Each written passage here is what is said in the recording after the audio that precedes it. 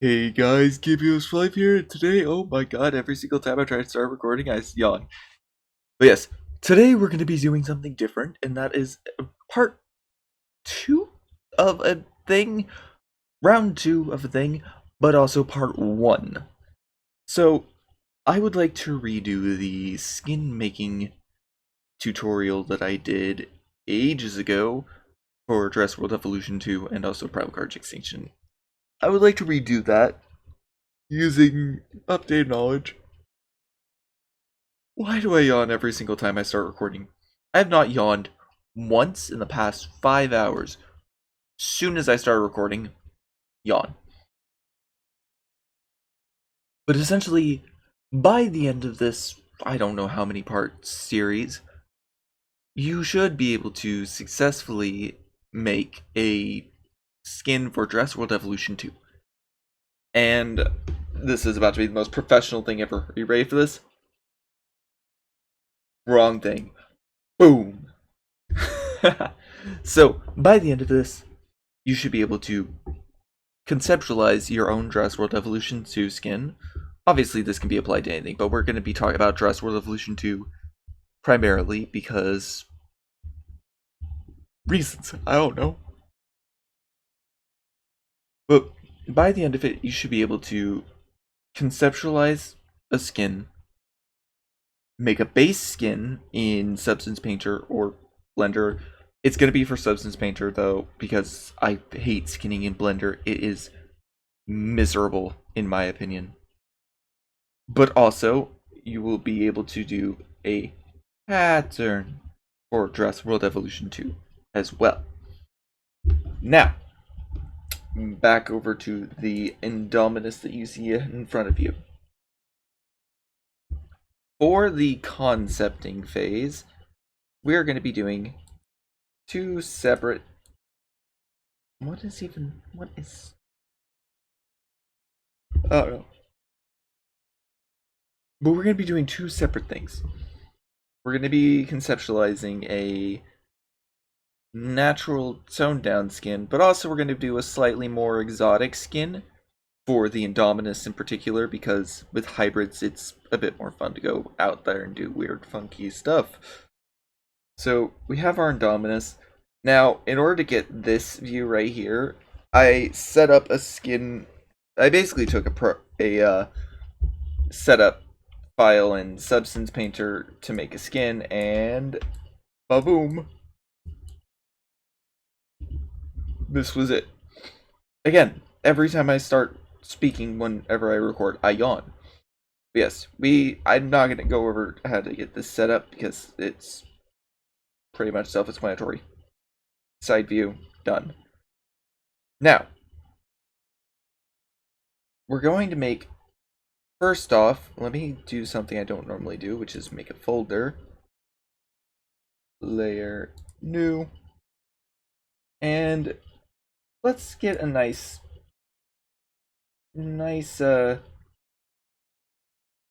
ta-da. So there's our base color. Now, first off, what you're going to want to do is when it comes to conceptualizing, are you taking inspiration from nature, previous media? What is your end goal here?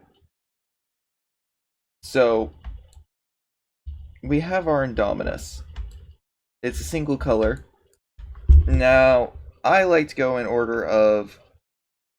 Oh, my tablet did the thing. So get ready for it to do that a lot. Also, I might scream halfway through this.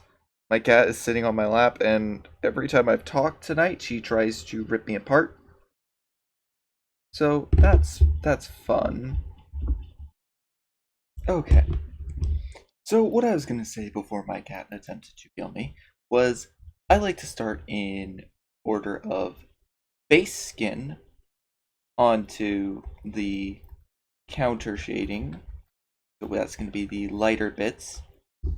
And also from there I like to go to patterning and small details. Start with the simple stuff, work your way up in terms of complexity. Now, in order to do that, I'm just going to do a real quick thing here. But in order to do that, you're going to want to remember 3 separate things. I think this is the right one. Yes. Enjoy this crudely made graphic real quick. So what you're seeing here is the 5 things that you should take into account while trying to get this stuff sorted. And that is counter shading, environment, niche, lifestyle, and finally, asset versus animal. Now, counter shading is obviously dark top, light bottom. Also, I think you can technically do light top, dark bottom, but that doesn't really play out most of the time. So, counter shading is just how high up is your counter shading going to be? What kind of lifestyle does this creature have? Because I know there's actual science to it. I really don't remember the science too well, but it is also 4 in the morning when I'm recording this, so yeah, it's about to be professional. But essentially, when it comes to your counter shading, the niche, the lifestyle environment that your creature possesses, lives in, and such, dictates how high up the light underbelly goes. For the purposes of Jurassic World Evolution 2 skin making, typically it doesn't come into effect as much. Just remember that counter shading is going to be kind of important depending on your creature. So if you were to say do an aquatic skin, you're going to want to have a relatively strong counter shading, because in real life you have the sun glaring down from above. So if you were to say be underneath the creature, if it is a white underbelly, you're not going to see that thing. However, if it's got a dark back and you're looking down, you're also not going to see that thing. It's just survival stuff, essentially. However, in Evolution 2, the things that I would say are most important are going to be asset versus animal, personally. But environment, what kind of environment would your skin be fitting in? In Evolution 2, you have the different biomes, so you can try to pick from one of them. Try to pick a general feel for the creature. If it's a mountainous creature, it might have different aspects to the main creature, the main base skin and patterning, versus something for, say, a tropical rainforest or desert. Desert, you might have mostly a tame, flat aspect to it, so it's has the counter shading, but doesn't really have too much in terms of patterning, versus a creature from the rainforest, jungle biome being a bit more patterned to camouflage in a bit better, but that again gets into the niche lifestyle side of things. In terms of the niche, is it a carnivore? Is it an herbivore? Is it a piscivore? Or is it an omnivore? The niche that it has in life would dictate also patterning in colors. Again, colors not so much of an issue with Evolution 2, but this isn't just for making single creature 12 skin, 6 patterns. This isn't just that. This is also for making custom skins for creatures. So if you want to have a film skin, but you don't want it to be a film creature or from media, this would come into effect. Why I'm doing a whole ass creature design philosophy thing while talking about making Jurassic World Evolution 2 skins, we'll find out. I don't know. But yes. Depending on niche, that can also dictate your counter shading, how high up it goes. I keep saying that. I'm trying to think of the words for it. Patterning, colors, and counter shading will all be affected by the niche of your creature.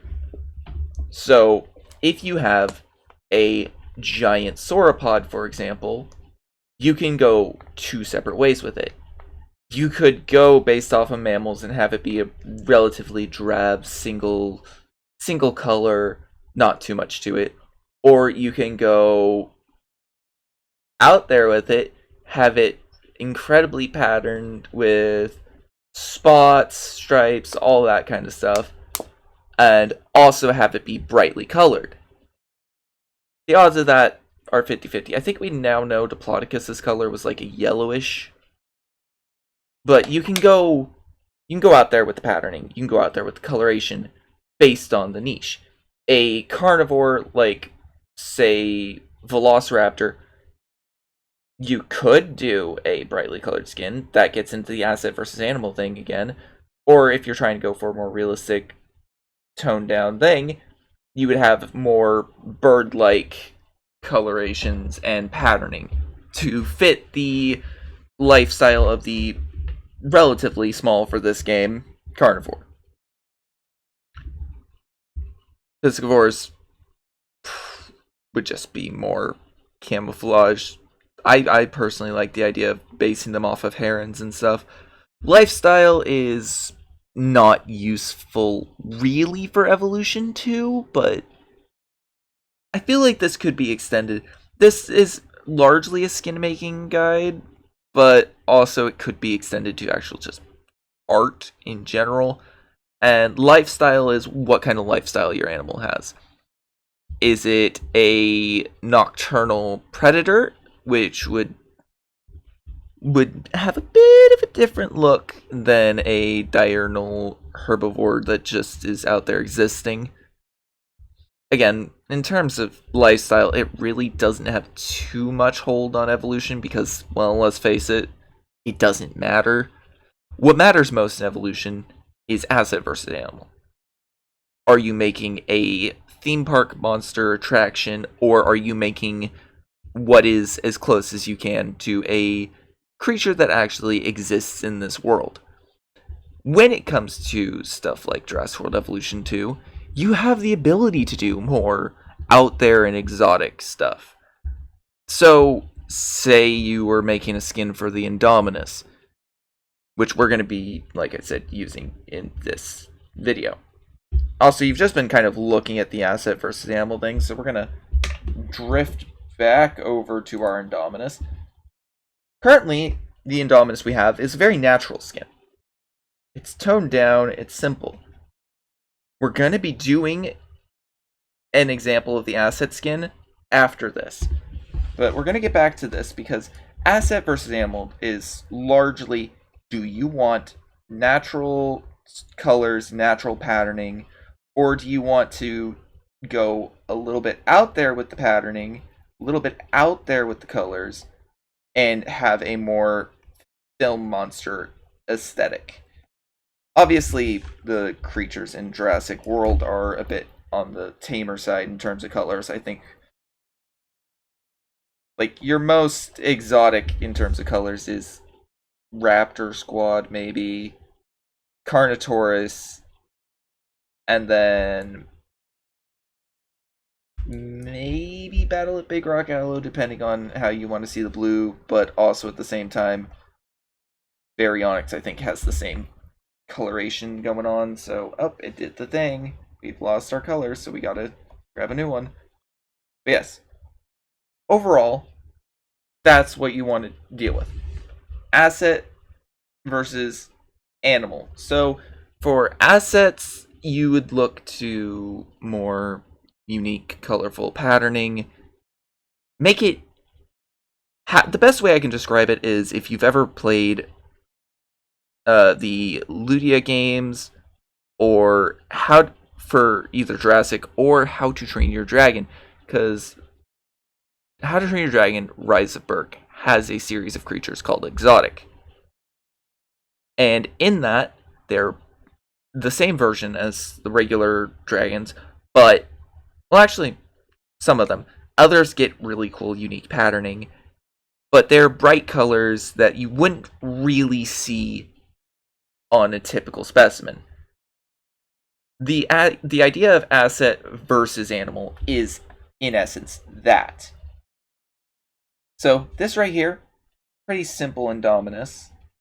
Pretty tame. Could say it's done for a base skin. We're going to make a new layer and start to do patterning. Now, when it comes to patterning, there's going to be a entirely separate video on this because I'm going to go over all the different forms of pattern you can do on an actual 3D model, so it's a bit more... Actually, I might do it on both. But for the purposes of this, we're just going to grab this, make it dark, do our required yawn, because of course. Drink a bit of water so I stop yawning. We're just going to make a simple stripe pattern down the side. Like blue, like the Indoraptor. And we're just going to bring that down. And we're going to fade it out, make it little spots almost. And there we go. That's not a great pattern. I'm going to even drop the opacity of it ever so slightly. Filter, blur. I'm going to blur it out a little. There we go. A very simple pattern. But if you're going for a natural skin, maybe this is fine. However, this video has been going on for probably like 20 minutes at this point. We're going to create a new folder. I know. Why would I do that? Layer, new. And for this, we're going to do a more exotic skin. This is how I do... This is going to, in essence, be asset versus animal. Here we have a plausible animal that can exist. And next, we're going to have trying to stay plausible. So here's the thing. When it comes to asset versus animal, you can go more crazy, but also it is still a good idea to stick within the realms of relative sanity. So this right here, I probably knock down to make it a bit darker. So something like this. And then new roster layer, get the counter shading. So let's say for the counter shading, we game did the thing again. Lovely, or not game. Drawing tablet did the thing again. We're gonna keep the counter shading relatively low. Simple. Bring it up there. But small amounts of counter shading. Sorry if I sound like I'm getting further away. My mic is a bit of a distance, and I keep forgetting that it's a bit of a distance, so this isn't professional, I know. But yeah, there we go. Counter shading remains relatively low on the creature, and then I like to add a little light on the underside of the hands and feet. Let's also get the leg going. There we go. So this is a pretty simple creature so far. What's going to not be simple is the patterning, which maybe. We'll see. Whether you find it simple or not depends on your view of simple. This right here is currently not a creature that I would see existing in a natural setting because, yeah, it just really doesn't have the vibes of one. But this is something that I feel you're given a bit more freedom with in terms of the, again, theme of asset versus animal. We are technically making an animal still, but our goal isn't to make it a normal creature. Our goal is to make it a asset made to sell tickets to a theme park. as such, we're going to do things we wouldn't typically do on, say, a paleo-oriented skin or anything like that. So let's just get this sorted.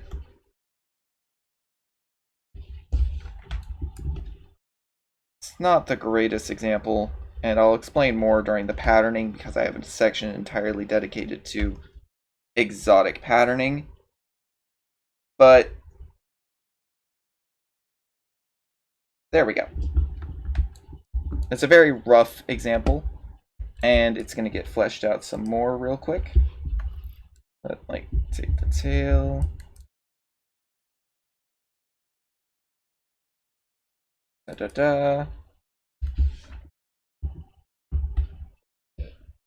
Go through here and just get it all sorted. Not meant to be pretty because it is just an example. But you're going to want to use let me rephrase. Let me restart that thought entirely. You're going to want to use your imagination a lot when it comes to the asset side of things, where you're going to want to use a lot more references of actual creatures and actual designs that have come before you when it comes to the where it comes to the animal portion of the asset versus animal. Sorry, got a little tongue-tied there. But yes, right here we have a creature. It maybe could exist, but it's just showing a bit more of the less reasonable side of things. I mean, it's still pretty viable. Also, I know before anyone says anything, I know that the color is different. My pen did the thing, and I can't exactly fix it without restarting. There we go. There's an example of the more exotic skin. Not a great example, and it could use a lot more patterning. But we're just doing a really quick thing. There we go. It's something. But I'd say this best illustrates the difference of feel between asset versus animal. This is an animal, this is an asset. Striking colors, striking patterns is the best way to sum up an asset. Natural colors, patterns that would blend in better with their environment is how I would describe animals. Now, that is pretty much all I do in terms of concept making. This right here is not a great concept, but it's also being done as fast as I can because this video is probably going to be like 30 minutes long, and it doesn't need to be. But overall, this is what it should look like. If I go back to this Conca that I started working on earlier, looks like this. This right here, pretty solid example, I'd say, of animal. Overall, though, when it comes to concepting, you're going to need to figure out the brushes and such that work best for you. You're going to have to figure out the workflow that works best for you. There are plenty of resources for getting a solid design going. You just have to find them. So I'm just going to really quickly do a new raster layer, and I'm going to deselect everything because I'm going to do more writing. So in terms of actual resources, one that I will sing the praises of until the day I die. Nope, we're not using that pen. One that I'll sing the praises of until the day I die is your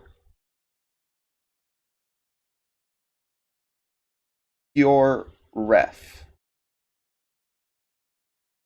Which, for those of you that don't know, it's a platform, or not platform, it is a program that, let me pull it up real quick, allows you to make image boards. So if I were to say load recent, what do I have for recent? I have the website Berry Images. So you can make an image board, and from there you have all your references. You can grab images from anywhere and throw them together in a quick, easy to read board, which is mighty helpful when you're working on skins. You can get all your inspiration right there, and then you're good. You can make your concept, and then go on to the skin making phase. That is largely all I have to say on the concept front, because the concept front is more making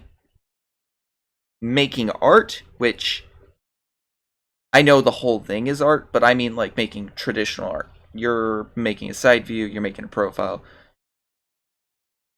There is hundreds, if not thousands, of guides out there that do it a lot better and explain it a lot better than I do. But I still thought it was important to explain my thoughts on it and get it all sorted for the general purposes of this tutorial. So that was part one. Part one dragged on a little longer than it should have, of the skin making guide. I will see you all in part two.